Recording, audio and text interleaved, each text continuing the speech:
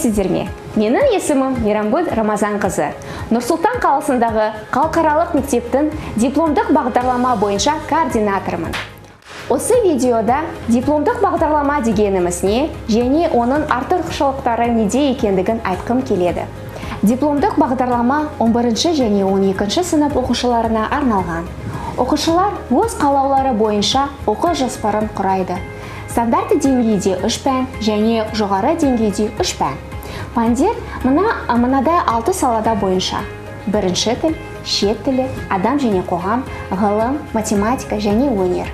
Бұған қоса, оқушылар 3 міндетті компонентті оқиды. Таным теориясы, философиялық курсы.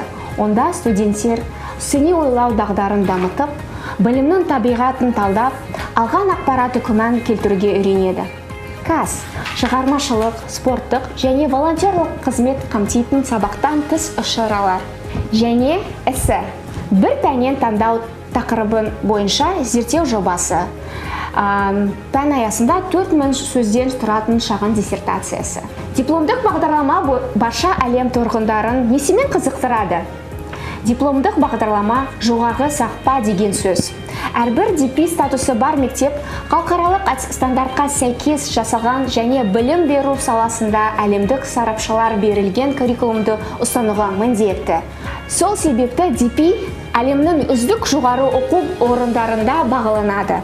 DP түлектерге Foundation бағдарламасы бойынша қосымша 1 жыл өтпей оқуға түсуге мүмкіндік береді. Дипломдық бағдарлама ғылыми жұмыс пен эссе жазуды үйренуге тамаша мүмкіндік.